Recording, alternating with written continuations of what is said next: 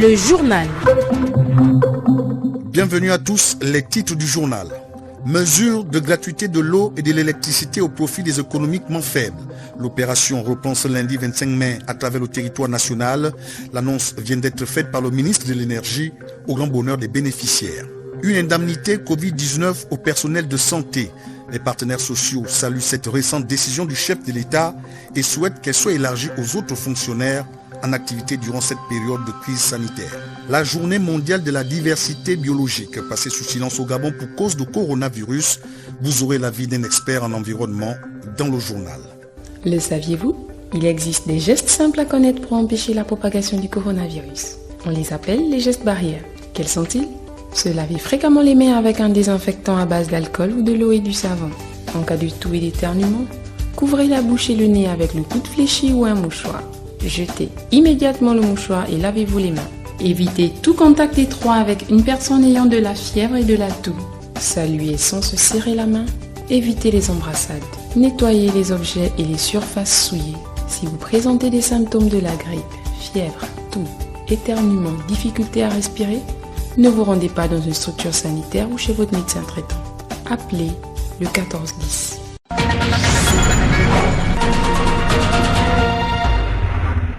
Merci d'avoir choisi Radio Gabon la référence pour vous informer. Suspendue il y a quelques semaines, la mesure de gratuité de l'eau et de l'électricité au profit des économiquement faibles reprend ce lundi 25 mai. C'est le ministre de l'Énergie qui vient de confirmer cette date en vue de la mise en application des directives du chef de l'État. Un ouf de soulagement pour les bénéficiaires qui souhaitent cependant que la SEG facilite l'accès à ces unités. C'est ce que nous rapporte Edgar Kaba. Pour continuer à mettre en musique l'action du chef de l'État Ali Bongo Ondimba, le ministre de l'Énergie et des Ressources hydrauliques Pascal Wany-Amboroy a rassuré au sujet de la reprise de la mesure de gratuité de l'eau et d'électricité ce 25 mai. Voilà qui arrive à point nommé car les populations s'impatientaient quant à la deuxième phase de cette opération qu'elle trouve salutaire en cette période délicate. C'est une bonne chose que de penser à cette mesure. Les Gabonais passent des moments difficiles. C'est bon que le gouvernement pense à ramener la mesure de gratuité. C'est ça un chef, et c'est ça des chefs. C'est ça un chef de famille. C'est voir que sa famille est en train de souffrir et répondre à la demande de sa famille. Donc c'est une bonne mesure que la gratuité d'eau et d'électricité revienne. On attend ça impatiemment. Ça va me soulager. Si au cas où la SG va relancer. Mais depuis le mois passé, le mois là, la SG n'a jamais relancé. On attend. Mais certains désirent des éclairages au sujet des procédures d'acquisition de ces unités qui viendraient alléger les charges des foyers. Ce que moi je dirais, c'est d'améliorer les conditions parce que c'est difficile. On parle de gratuité, mais pour faire l'opération, pour avoir les unités gratuites, c'est tout un paramètre. Mais pour des personnes qui n'ont pas la possibilité de manipuler ces appareils, qui ne connaissent pas l'outil informatique, comment ces personnes vont faire? Parce qu'on a des grands-parents, on a des parents qui sont dans des villages, dans des coins reculés, qui ne connaissent même pas l'informatique. Ils font comment pour s'approprier la gratuité de l'eau et du courant? Ça devient difficile. Qu'ils essaient de revoir encore les mesures, qu'ils assouplissent les mesures afin que ça soit accessible à tout le monde.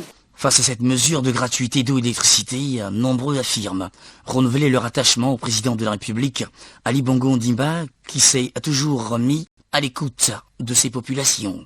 L'indemnité Covid-19 pour le personnel de santé au front contre la pandémie, cette récente décision du chef de l'État pour encourager les hommes en blouse blanche devrait être élargie aux hommes et femmes des médias actifs durant cette période de crise sanitaire. C'est ce que nous dit Ahmed Ryan Zengi. C'est au cours de son adresse à la nation ce 21 mai 2020 que le président de la République, chef de l'État, a exprimé toute sa reconnaissance et sa gratitude au personnel soignant, acteur majeur dans cette lutte contre la Covid-19. Ali Bongo Ondimba, président de la République, chef de l'État.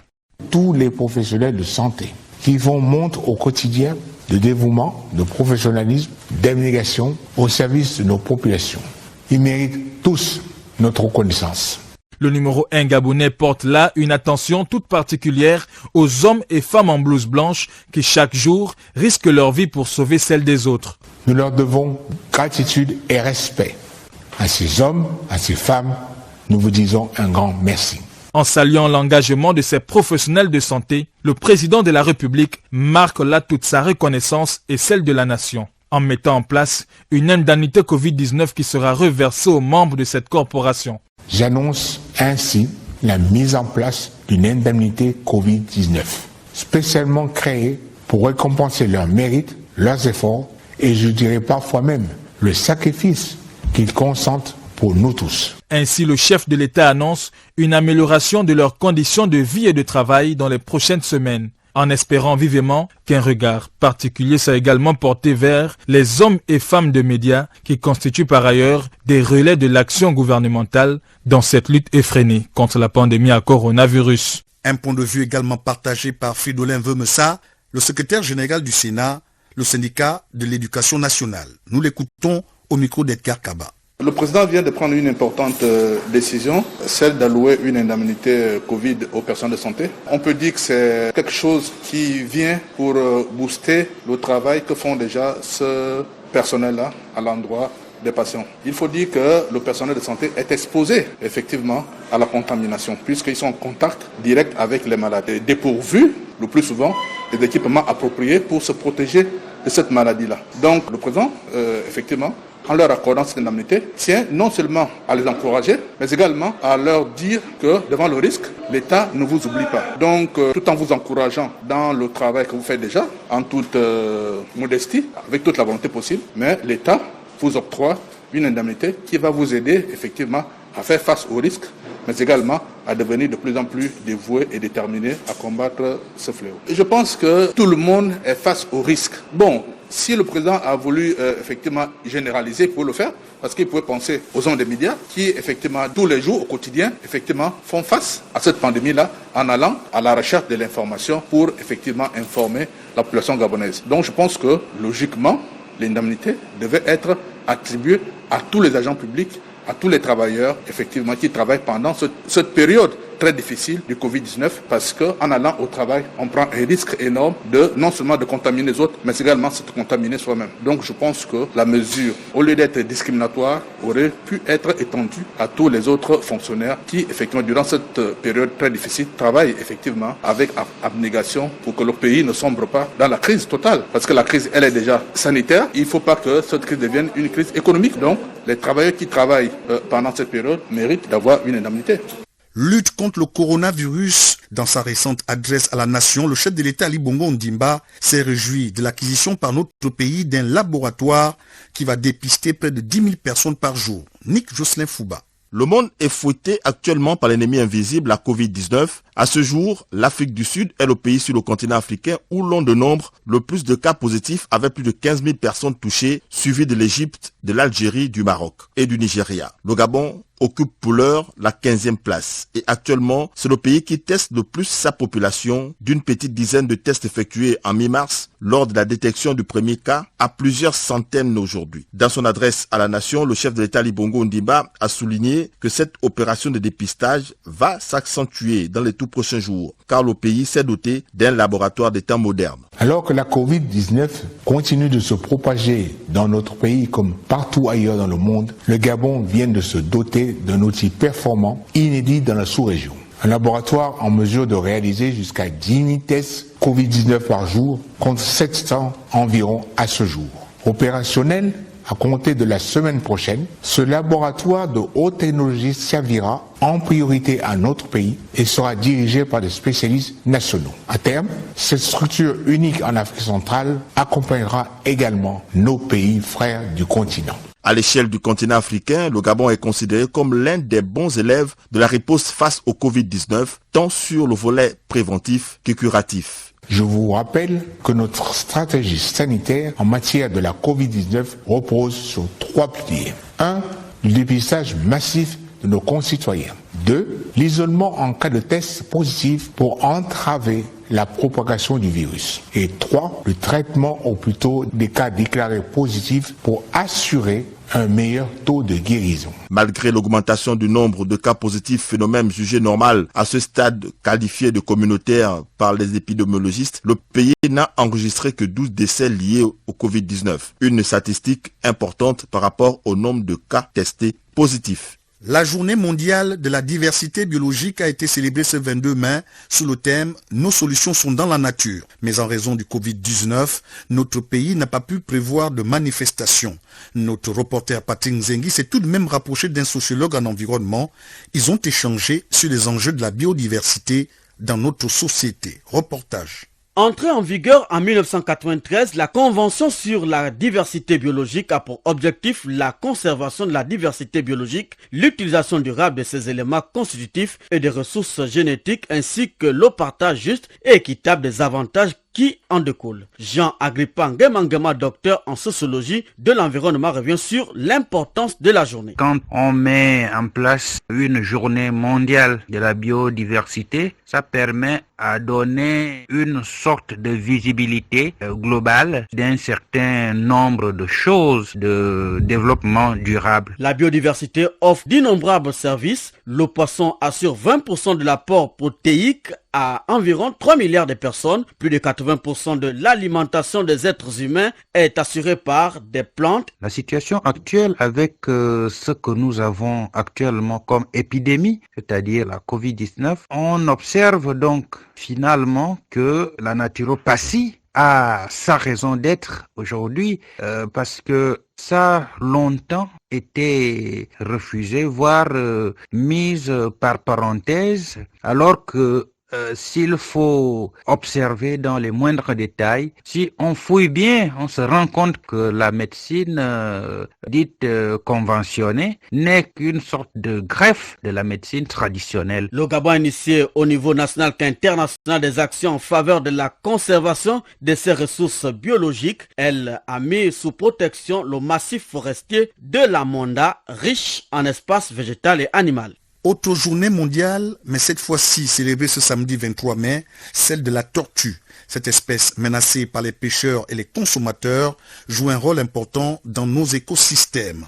Du côté de la baie de Mayumba dans la Nyanga, leur condition de survie est préoccupante. Nick Jocelyn Fouba. L'événement se tient au lendemain de la célébration de la journée mondiale de la diversité biologique. La journée mondiale de la tortue a débuté à être célébrée au début des années 2000, avec pour objectif permettre de célébrer et protéger une des plus anciennes créatures au monde. Ibong, en Lombu, Nkulu enfant, est sérieusement menacé du côté de la baie de Mayumba, dans la province de la Nyanga. La situation est préoccupante. Paul Roch Paga, originaire de la localité et membre de l'association Yenou, a été joint au téléphone depuis son lieu de confinement. Les tortues qui sont menacées actuellement, il faut absolument qu'on instaure une surveillance très accrue parce que ce sont elles qui font que la baie de Mayumba puisse subsister. Leur arrivée, c'est qu'il y ait beaucoup d'animaux marins qui viennent avec il y a les oiseaux, les poissons, les requins qui reviennent vers la baie parce que quand il n'y en a pas, les requins qui mangent les petites tortues disparaissent. Pour ces derniers, il faut sensibiliser la population et les pêcheurs. Il faut d'abord éduquer la population sur la nécessité de ne pas toucher la vie des tortues. Et non seulement la population, aussi les pêcheurs. Parce que les pêcheurs continuent à attraper ces tortues-là de façon cachée. Il y a un braconnage qui se fait discrètement. Et c'est pour cela qu'aujourd'hui, vous constaterez que les mouettes ont diminué dans la baie de Mayumba. Il n'y a plus assez de mouettes dans la baie de Mayumba. Les biologistes et autres experts de la biodiversité prédisent la disparition des tortues terrestres et d'eau douce sauvages d'ici 50 ans si rien n'est fait pour stopper ce phénomène.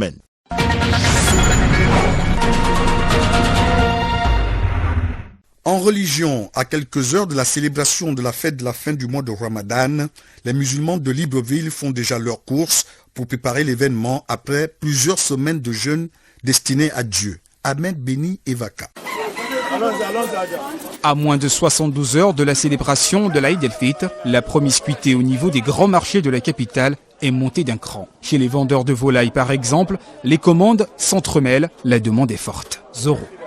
Oui, ça va quand même. Le poulet il est à 3500, 4000, 5000, ça dépend des qualités. Ismaël est venu s'acheter précisément 8 poulets avec sa famille pour festoyer ce week-end. Seulement, la clientèle dénonce un écrémage au niveau des prix. Nous prenons habituellement à 3500, mais aujourd'hui elle est à 4000. Et vous voyez même dans les moyens dont ils nous servent même. Donc, on ne te regarde même plus dans les yeux parce qu'il y a tellement de clients. Pourtant, auparavant, on payait le poulet à 3 000 ou 3 500, mais aujourd'hui, on est à 4 000 parce qu'il y a la fête. On ne sait pas, mais on n'a pas de choix. Vous avez quand même acheté le poulet? Oui, j'ai acheté quand même 7 poulets pour la famille Puisqu'on a une grande famille ici, là, donc on va fêter entre nous puisqu'il y a la maladie. Après avoir passé plus de 2 semaines dans un jeûne particulier, certains musulmans n'ont pas perdu la foi. En tant que musulman, on remercie toujours Dieu. Parce que Dieu aussi, c'est comme ça. Il y a des moments, comme Dieu lui-même il a dit. S'il y a les difficultés, il faut savoir que c'est le bonheur qui arrive. Donc on patiente en tant que musulman, il n'y a pas de problème, Inch'Allah. Ce week-end, la fête de la fin du jeûne du mois de Ramadan sera notre compagne de route, malgré la présence de la Covid-19 dans notre pays.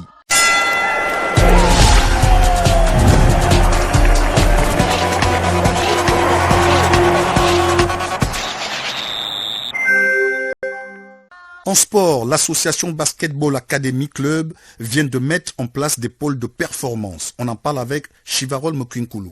C'est cela, Pierre, et ces pôles de performance ont pour objectif d'identifier les meilleurs talents et surtout de les former. Écoutons le président de la BAC League, Willy Conrad Aseko, il est au micro d'Hervé David Magena. Nous avions, à titre expérimental, mis en place un projet de pôle de performance qui est justement ces structures-là qui vont nous permettre d'identifier, d'identifier les meilleurs talents et les accompagner afin qu'ils puissent se développer tant bien sur le plan académique que sur le plan sportif. Nous avions donc identifié 3 provinces pour des raisons de proximité et pour des raisons de facilité d'accès. La province de l'Estuaire, la province du Moyen-Ogooué et la province de l'Ogooué-Maritime. Donc c'est pour moi l'occasion de remercier à la fois la Fédération gabonaise de basketball, à travers l'appui de la direction technique nationale, mais également les différentes ligues provinciales qui nous accompagnent dans la réalisation de ce projet de pôle de performance. La suite avec cette brève. Si le football a repris ses droits au Burundi, 3 autres pays africains ont en revanche annoncé qu'ils interrompent définitivement la saison en raison du coronavirus. Il s'agit de l'Ouganda, de la Gambie et du Soudan du Sud. En Ouganda, le club vipère en tête au moment de l'interruption a été désigné champion. En Gambie, c'est l'Oréa de Banjul, leader au moment de l'interruption qui se qualifie pour la Ligue des Champions, tandis que son dauphin, Gambie Ahmed Force, ira en Coupe de la CAF. Enfin, le Soudan du Sud a opté pour une saison blanche sans champion ni relégué. Le pays n'enverra pas de représentants en Ligue des Champions. Madame, Monsieur, c'était l'essentiel de l'actualité. À présent, le rappel des titres. Mesure de gratuité de l'eau et de l'électricité au profit des économiquement faibles. L'opération reprend ce lundi 25 mai à travers le territoire national. L'annonce vient d'être faite par le ministre de l'Énergie au grand bonheur des bénéficiaires. Une indemnité Covid-19 au personnel de santé. Les partenaires sociaux saluent cette récente décision du chef de l'État et souhaitent qu'elle soit élargie aux autres fonctionnaires en activité durant cette période de crise sanitaire. La journée mondiale de la diversité biologique, passée sous silence au Gabon pour cause de coronavirus. Vous avez eu l'avis d'un expert en environnement dans le journal.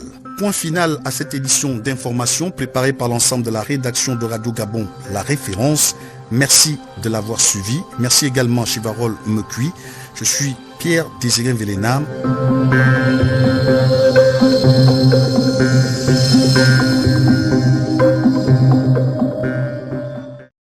Vous êtes câblé sur Radio Gabon émettant de Libreville, 88.7, 96.5 FM. Où que vous soyez, nous sommes avec vous.